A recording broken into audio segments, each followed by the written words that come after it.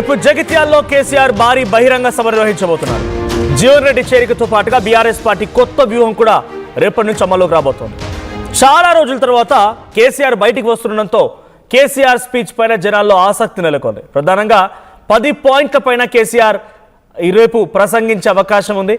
ప్రభుత్వం మీద వస్తున్నటువంటి అవినీతి ఆరోపణలు ఒకటి, మంత్రుల యొక్క కబ్జా విషయంలో ఆయన మాట్లాడే అవకాశం ఉంది.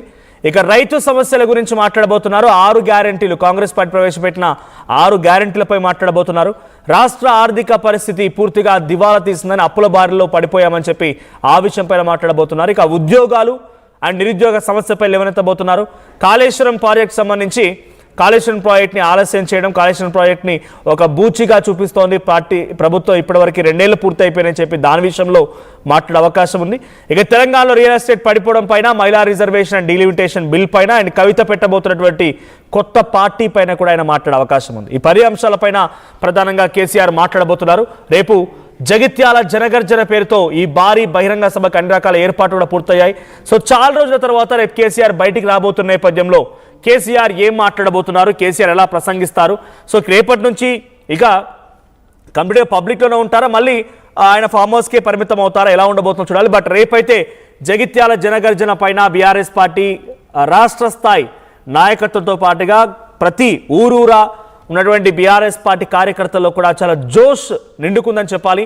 సో చాలా రోజుల తర్వాత, అది ప్లీనరీ సభ తర్వాత మొదటి బహిరంగ సభ అని చెప్పాలి కేసీఆర్ బయటకు వస్తూ మాట్లాడబోయేది. సో కేసీఆర్ ఎలా మాట్లాడతారో చూడాలి. మా ప్రతినిధి మధు కూడా సిద్ధంగా ఉన్నారు. మధు, రేపు ఏం జరగబోతోంది, బీఆర్ఎస్ పార్టీ ఎటువంటి ఎక్స్పెక్టేషన్తో ఉంది, రేపటి నుంచి ప్రభుత్వం పైన ఏ రకంగా బీఆర్ఎస్ పార్టీ వ్యూహాలు అమలు చేయబోతోంది, జీవన్ రెడ్డి చేరిక తర్వాత ఎటువంటి ప్లాన్స్ ఉండబోతున్నాయి? ఎగ్జాక్ట్లీ, యాక్చువల్ గా అయితే ఈ నెల 27కు పార్టీ భారీ పెద్ద ఎత్తున బహిరంగ సభ ద్వారా ప్లీనరీ నిర్వహించాలనేటువంటి ఆలోచన ఉండే, దాన్ని విరమించుకున్నట్టుగా పార్టీ వర్గాల్లో సమాచారం అంతా ఉంది. దాని ప్లేస్ లో జీవన్ రెడ్డి జాయినింగ్ నే పెద్ద ఎత్తున ప్రొజెక్ట్ చేయాలి, అక్కడి నుంచే ఒక సమాచారం ఇవ్వాలి క్యాడర్ కి, రాష్ట్ర ప్రజలకు అనేటువంటిది బీఆర్ఎస్ పార్టీ ఒక వ్యూహాత్మకంగా ఈ జగిత్యాల జీవన్ రెడ్డి జాయినింగ్ సభను ఎంచుకున్నట్టుగా తెలుస్తా ఉంది. యాక్చువల్ గా అయితే ఈసారి ప్లీనరీని కాస్త వాయిదా వేసుకొని కేవలం పార్టీ ఆఫీస్ లోనే నిర్వహించాలన్నటువంటి ఒక నిర్ణయానికి వచ్చారు. ప్రస్తుతం జగిత్యాలలో బీఆర్ఎస్ ఏర్పాటు చేస్తున్నటువంటి జాయినింగ్ సభ కేవలం జీవన్ రెడ్డిని జాయిన్ చేసుకోవడానికే కాకుండా చాలా రోజుల తర్వాత కేసీఆర్ బయటకు వస్తున్నారు కాబట్టి దీన్ని ఒక రాజకీయ వ్యూహంగా బీఆర్ఎస్ పార్టీ భావిస్తా ఉంది. అక్కడి నుంచి కేసీఆర్ ఒక కీలకమైనటువంటి ఉపన్యాసం చేరున్నారు.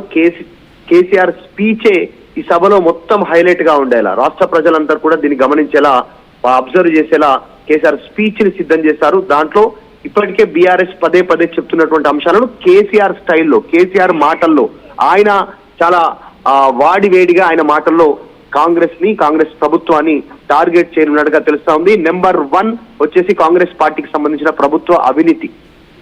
కాంగ్రెస్ అధికారంలోకి వచ్చి 2.5 సంవత్సరాలు కంప్లీట్ అయిన నేపథ్యంలో వస్తున్నటువంటి అవినీతి ఆరోపణలు, ప్రతి శాఖలో, ప్రతి మంత్రి, ప్రతి డిపార్ట్మెంట్ లో, ప్రతి దగ్గర వస్తున్నటువంటి అవినీతి అంశాలను కేసీఆర్ సభా వేదికగా జనాలకు, క్యాడర్ కి వివరించేటువంటి అవకాశం ఉంది. అక్కడి నుంచి నేరుగా నేషనల్ మీడియాను కూడా ఆకట్టుకునేలా ఆయన ప్రసంగం ఉండేలా దీనికి సంబంధించి కార్యాచరణ రూపొందించినట్టుగా తెలుస్తా ఉంది. మరొకటి, ప్రధానంగా గతంలో 10 సంవత్సరాల్లో కేసీఆర్ ప్రభుత్వంలో రైతులకు సంబంధించినటువంటి అంశంలో ఎట్లయితే ఫోకస్డ్ గా ప్రభుత్వం పథకాలు అమలు చేసిందో, ఆ పథకాలు ఇప్పుడు లేట్ అవుతుండడం, రైతులకు ఇబ్బంది కలుగుతుండడంతో ముఖ్యంగా రైతు భరోసా సంబంధించినటువంటి ఆ అంశంలో ఆయన రైతు భరోసా, రుణమాఫీ, వీటి అమలుకు సంబంధించినటువంటి అంశాలపైన, తర్వాత ఎరువులు, విత్తనాలు సరఫరాల సమస్యలు, ప్రజలకు పంట గిట్టుబాటు ధరకు సంబంధించిన అంశాలపైన, రైతు అంశాలపైన ఆయన ప్రధానంగా ఫోకస్ గా మాట్లాడేటువంటి అవకాశం ఉంది. సెకండ్ పాయింట్, మిగతా అంశాల్లో వాళ్ళు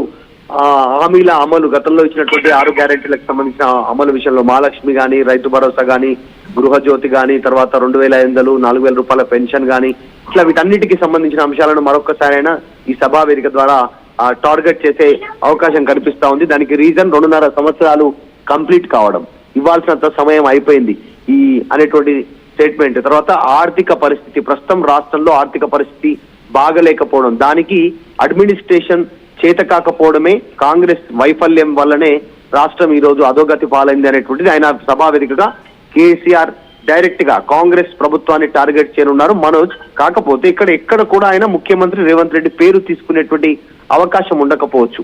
అసలు ఆయన రేవంత్ రెడ్డి పేరు లేకుండానే కాంగ్రెస్ ప్రభుత్వాన్ని టార్గెట్ చేసేటువంటి సిచ్యువేషన్ కనిపిస్తా ఉంది. అందులో భాగంగానే పేరు లేకుండా కాంగ్రెస్ ప్రభుత్వాన్ని, కాంగ్రెస్ పార్టీకి సంబంధించిన అవినీతిని, వారి అడ్మినిస్ట్రేషన్ వైఫల్యాలను ఆయన టార్గెట్ చేసే అవకాశం ఉంది. తర్వాత ఉద్యోగం, నిరుద్యోగులకు సంబంధించినటువంటి అంశంలో మొన్న జరిగినటువంటి సార్వత్రిక ఎన్నికల్లో కాంగ్రెస్ గ్రౌండ్ లోకి వెళ్ళింది, నిరుద్యోగులతోనే ప్రచారం చేసింది. ఒక రకంగా ఓటమికి అదొక కారణం.